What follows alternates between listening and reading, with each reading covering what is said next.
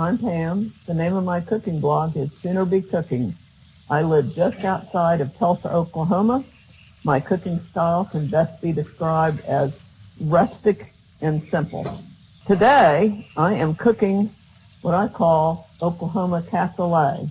It's a play on the French cassoulet, but it's made with bacon, chorizo sausage, great northern beans, onions, diced tomatoes, and chicken.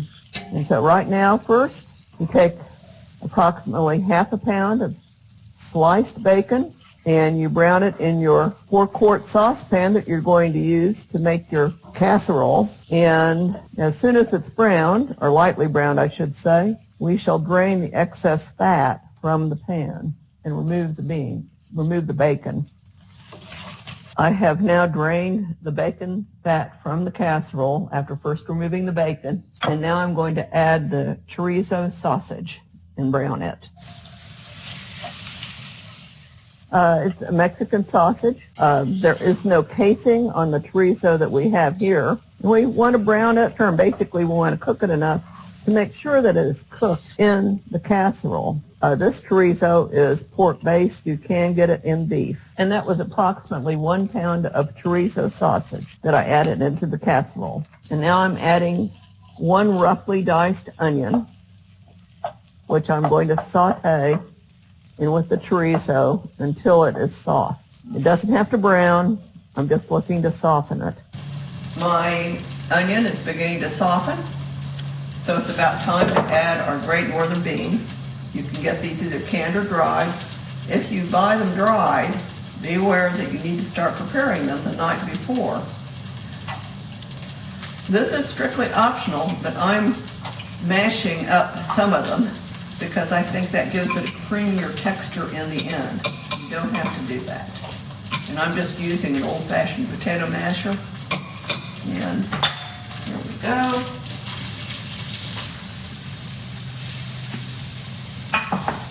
And here is the remainder of the beans. I'm now adding back in my lightly browned bacon, stirring them well. And now I'm going to add my 14.5 ounce can of diced tomatoes. We need to make sure our oven is preheating to 375 degrees. Smooth this down. You will note at this point I have not added any salt or pepper, and that is because the sausage, the bacon, and to a limited extent the can of diced tomatoes all have salt in them. And so there's probably enough salt in here to not need to salt it. I let people salt on their own in this particular case. And then you just lightly place the chicken thighs, which are 6 chicken thighs.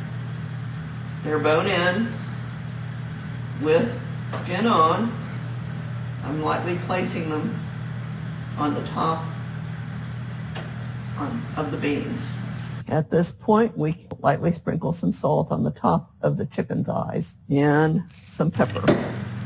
And now, you need to make sure at some point that you have at least 2 inches of liquid in the bottom of your pan. And I've never had a problem with there not being 2 inches of liquid at least in the bottom. If there's not enough liquid, if it's very dry, then just add some water very carefully. And now we will put it in the oven.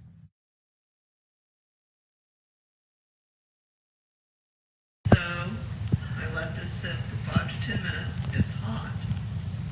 And then I serve it usually with cornbread or even just regular biscuits, a salad. And don't throw away the leftover beans because there's more than enough. And you may use those for a second or leftovers serving. And again, friends have said some of them like the beans better than they like the beans and chicken. So it's worthwhile to save it all and serve it all. And this recipe is on Sooner Be Cooking. Thank you.